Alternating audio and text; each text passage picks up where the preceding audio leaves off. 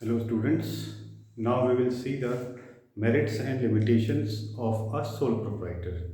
So first of all, we have the merit, quick decision making. As you all know that a sole proprietor is a single owner of a business and he need not to consult any other one.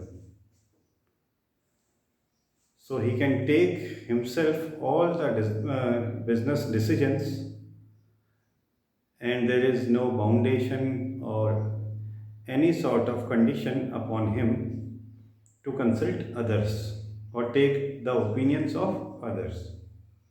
So that's why he can take any decision very quickly which is beneficial for business and which will give him good profits. Then next merit is confidentiality, or we can write here secrecy.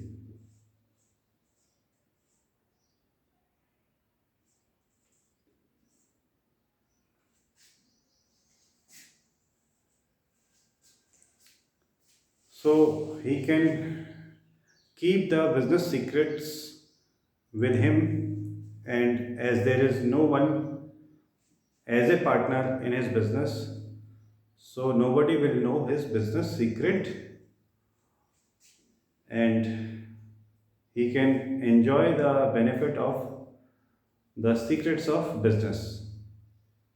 He can maintain confidentiality in his business. And next point is direct incentive. Direct incentive, or we can say direct reward. It depends on the efforts of a sole proprietor. If he take more aggressive efforts to earn higher profits, then he will be certainly rewarded. So it depends that how much effort he will take.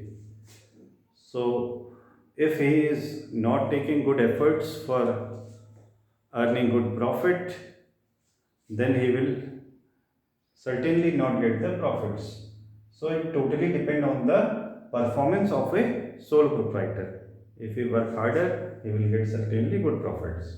So it is a direct incentive for a sole proprietor. Next is sense of accomplishment.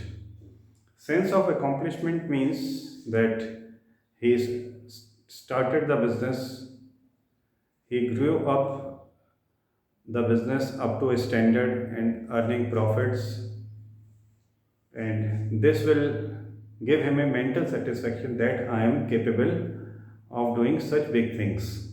So that gives him a mental satisfaction or sense of accomplishment that he can do it.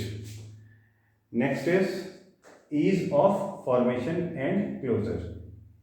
Such type of business means sole proprietorship can be easily started and can be easily closed, except few business where the licensing requirement is there. So these are the merits of a sole proprietor. Now move on to the limitations. The first limitation is limited resources.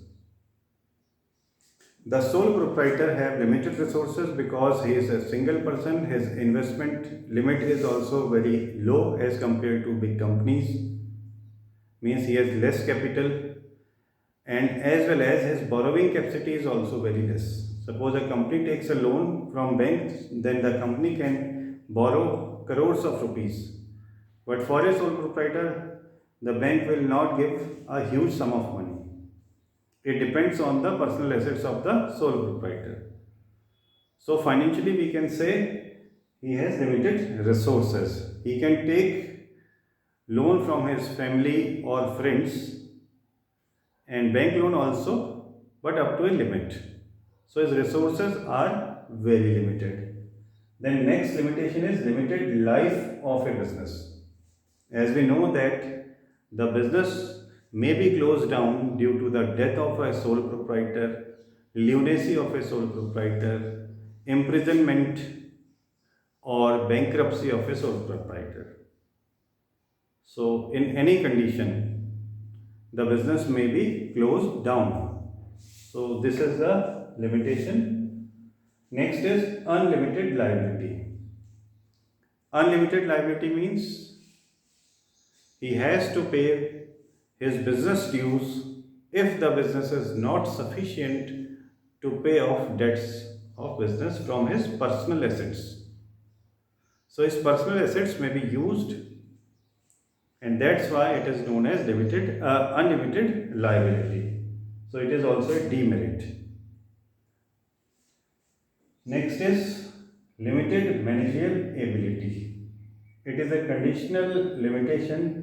It may be possible that a sole proprietor is good in accounting or good in purchasing, good in selling, but it is not possible that he may have all the qualities of a good businessman. It may be possible that he don't have any managerial ability. That's why it is conditional, because all of us are human beings and we may have several qualities and several inefficiencies also. So, this may be the cause of business failure. So, these are the merits and limitations of a sole proprietorship. And if you have any query, you can ask me. Thank you, students.